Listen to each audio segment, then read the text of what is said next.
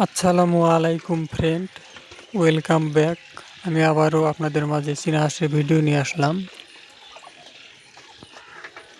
তো আজকে চীনা হাঁসের আলোচনা করব, চীনা হাঁসের ডিম নষ্ট হয় কেন,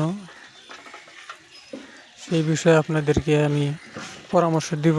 আমি যে পরামর্শতে চলি বা আমি যেভাবে চলি সেভাবে আপনাদেরকে বলবো।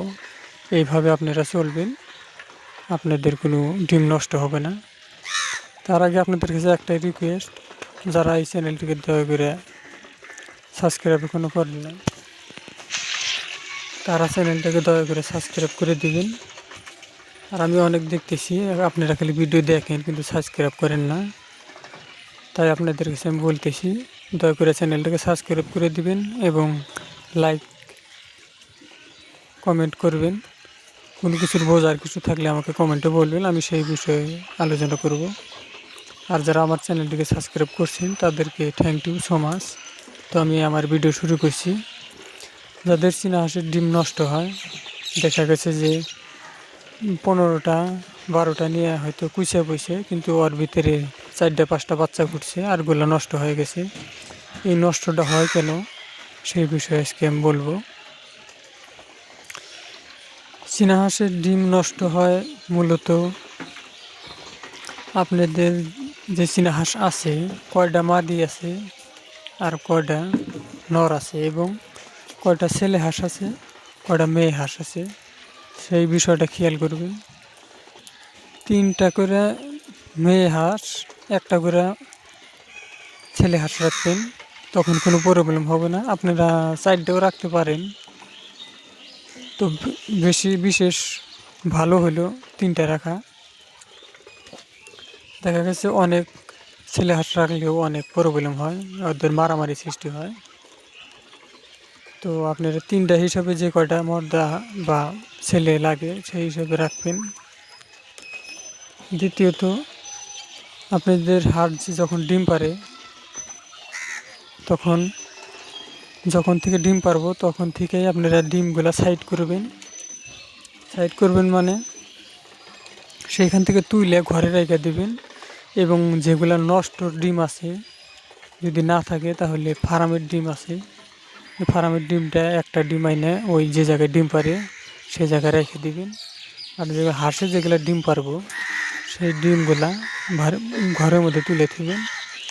আবার যখন দেখবেন যে হাঁসের ডিম পাড়া শেষ হয়েছে, হয়তো আজকে থেকে কুইচে বসবার চাইতেছে হাঁসে বা বসে থাকে, আজকেও ডিম দিবেন না।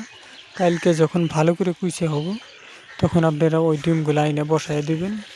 তখন ডিমগুলো নষ্ট হওয়ার সম্ভাবনা খুবই কম। আমি কিন্তু এইভাবেই 2 বছর পার হয়ে গেল আমি কিন্তু এই চীনা হাঁস পালতেছি। আমার কিন্তু ওই রকম ডিম কিন্তু নষ্ট হয় না। তো আপনারা এই জিনিসগুলা খেয়াল রাখবেন। আরও একটা কথা, চীনা হাঁস যখন কুইচে বসে তখন ওরা যে গাউদ হয়, অনেক সময় দেখা যায় যে ওরা একদম পুরা গাউদ হয়। ওই গাউদ হওয়া অবস্থায় শরীরে পানি নিয়ে যাতে ওই ডিমের না বসতে পারে, সেই বিষয়গুলো মাথায় রাখবেন। আর ডিম যাতে সূর্যর প্রহর যাতে না পায়, সূর্যর প্রহর পাইলে কিন্তু ডিম নষ্ট হয়, এগুলোও আপনারা মাথায় রাখবেন। দ্বিতীয়ত, আপনার চীনা হাঁসকে ভালো মানের খাবার দিবেন, ভিটামিন ক্যালসিয়াম এগুলো খাওয়াবেন। তখন দেখা যাবে যে ডিমের যেটা পার্সেন্ট আছে সেই পার্সেন্টটা বাইরে যাব এবং ভালো মানের ডিম পাইবেন। নষ্ট হওয়ার সম্ভাবনাটা খুবই কম হবে। আমি আপনাদের মাঝে আবার রিকোয়েস্ট করতেছি, যারা এখন পর্যন্ত চ্যানেলটাকে আমার সাবস্ক্রাইব করেন নাই, চ্যানেলটাকে সাবস্ক্রাইব করে দেন, আমার পাশে থাকেন, আমি যেন আরও আগাইতে পারি, আপনাদের কাছে ভিডিও আনতে পারি, আপনাদের যাতে উপকৃত হয় আমি সেই ধরনের ভিডিও আনি। আমি ফিলিং বালাং ভিডিও আপনাদের মাঝে তুলে ধরি না। যারা নতুন চীনা হাঁস পালতে চান তারা সেই বিষয়ে আমাকে কমেন্টে জানাবেন, আমি সেই বিষয়ে বলবো।